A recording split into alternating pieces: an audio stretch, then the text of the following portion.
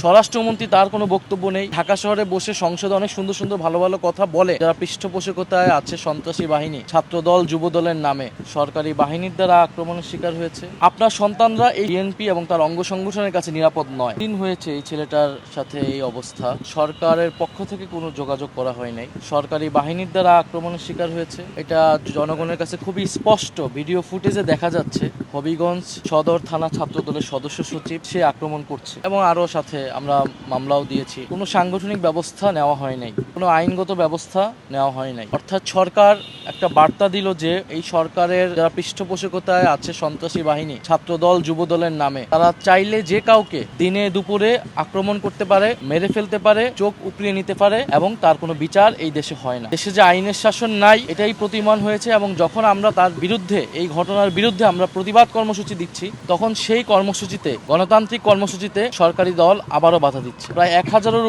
উপরে সন্ত্রাসী বাহিনী, যাদের হাতে দা, কুড়াল ইত্যাদি দেশীয় অস্ত্রশস্ত্র। আপনারা সাম্প্রতিক সময়ে অনেক ভাষা এবং সভ্যতা, ভদ্রতার কথা শুনবেন যে এগুলার সবক দেওয়া হচ্ছে, অথচ একটা সভ্য সমাজে এটা কল্পনাও করা যায় না যে এখানে বিরোধী দলের প্রতিনিধিরা গিয়েছে, সেখানে তাদেরকে ঠেকাতে, তাদেরকে আক্রমণ করতে 1000 মানুষ সন্ত্রাসীরা এসেছে দেশীয় অস্ত্রশস্ত্র নিয়ে, এবং পুলিশ কিছুই করছে না। ফলে এই হচ্ছে দেশের সামগ্রিক চিত্র। এখানে ঢাকা শহরে বসে সংসদে অনেক সুন্দর সুন্দর ভালো ভালো কথা বলে সরকারি দলের এমপিরা, তাদের এলাকায় গেলে আসল চরিত্রটা আসলে বোঝা যায়, এবং এলাকায় গেলে এলাকাবাসী আমাদেরকে সেই কথাটা বলে। এবং জিকে গৌসের যে অনুসারী এই ছেলেকে আক্রমণ করলো, সার্জিস আলমের গাড়িতে আক্রমণ করলো, তো উনি তো জনপ্রতিনিধি হিসেবেই আর থাকার কথা না। অন্য কোনো গণতান্ত্রিক দেশ হলে এতক্ষণে তিনি ক্ষমা চাইতেন এবং পদত্যাগ করতেন, অথবা দল থেকে তাকে বহিষ্কার করে দেওয়া হতো।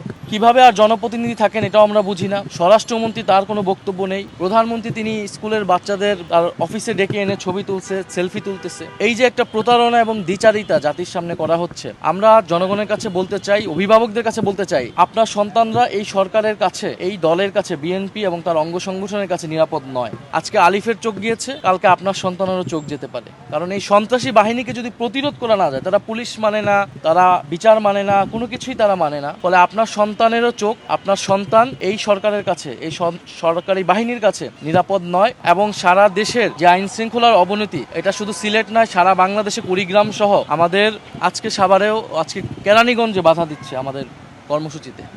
সারা বাংলাদেশে এনসিপি, ছাত্রশক্তি, যুবশক্তির কর্মসূচিগুলোতে বাধা দিচ্ছে, আক্রমণ করছে। ফলে এটা দিয়ে সরকার এটাই বার্তা দিচ্ছে যে সরকার করতে দিতে চায় না। আলিফ আমাকে একটা কথা বলেছে যে কাটা গলায় বিঁধে যাওয়ার আগেই কাটাকে তুলে ফেলতে হয়। বিঁধে যদি যায় তাহলে অনেক ক্ষতি হয়, অনেক কষ্ট হয়। বিগত 16 বছর যে কষ্টটা আমাদের হয়েছে, তো আমরা বলতে চাই যে এই সরকার যদি মনে করে এইভাবে তারা 5 বছর অতিক্রম করবে, এই সুযোগ এই সরকারকে এটা দেওয়া হবে না। দেশের পরিস্থিতি খুবই খারাপ। দেশের 70% জনগণের যে রায়, সেই রায়কে অস্বীকার করে একটা সরকার ক্ষমতায় টিকে থাকতে পারে না। টিকে থাকতে হলে অবশ্যই তাকে দমন, পীড়ন, নির্যাতন, নিপীড়নের মাধ্যমে টিকে থাকতে হয়, যেটা আমরা বিগত শেখ হাসিনার সরকারের সময় দেখেছি। এবং আপনারা দেখবেন এই যখন সামগ্রিক দেশের পরিস্থিতি, সন্ত্রাস, চাঁদাবাজ এবং দখলদারিত্ব চারিদিকে ছেয়ে গিয়েছে, 12টা প্রতিষ্ঠানে দলীয় লোককে বসিয়েছে, ইলেকশন কমিশন থেকে শুরু করে 12টা প্রতিষ্ঠান। বাংলাদেশের কোনো নজিরই নেই। পদবঞ্চিত নেতাদেরকে মূল্যায়ন করার জন্য তারা রাষ্ট্রকে ব্যবহার করছে, সরকার যন্ত্রকে ব্যবহার করছে। এই 5 মাসে সরকারের এই যে আসল রূপ, চরিত্র আমরা দেখতে পাচ্ছি, অগণতান্ত্রিক চরিত্র, সন্ত্রাসী চরিত্র আমরা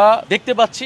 এইটা জনগণের সামনে উন্মোচিত হয়েছে হবিগঞ্জ এবং সিলেটের ঘটনায়। এবং আমরা মনে করি যদি বিরোধী দলের সাথে এই ধরনের আচরণ করা হয়, শুধু এনসিপি না, আপনি 11 দলের জোট, আমাদের যারা জোট সঙ্গী রয়েছে, জামাত সহ প্রত্যেকটা দলেই কিন্তু এরকম নির্যাতন, নিপীড়নের শিকার হচ্ছে। ফলে আমরা বলবো যে সরকার, এই যে কিশোর আলিফ, অবশ্যই তার ক্ষতিপূরণের জন্য সরকার এখন কিছুই বলে নাই। সরকার থেকে আমরা আসলে আর প্রত্যাশাও করি না, বিচারও প্রত্যাশা করি না, ক্ষতিপূরণের প্রত্যাশা করি না। সরকার আলিফের সাথে নাই, এদেশের কিশোর তরুণদের সাথে নাই, তাদের চোখ উপড়ে ফেলাই এই সরকার বাহিনীর কাজ। কিন্তু আমরা মনে করি সারা বাংলাদেশের জনগণ, গণ অভ্যুত্থানের জনগণ কিশোর আলিফের সাথে আছে, এবং আমাদের এই যে বিরোধী দল যে আন্দোলন, সেই আন্দোলনের সাথে আছে। আমরা আপনাদের উদ্দেশ্যে এটাই, জনগণকে এই বার্তাটাই দিতে যাচ্ছি, জনগণ যাতে প্রস্তুত হয়। আমরা এই সরকারের এই ধরনের সন্ত্রাসী এবং দমনপীড়ন আচরণ কোনোভাবেই মেনে নেব না।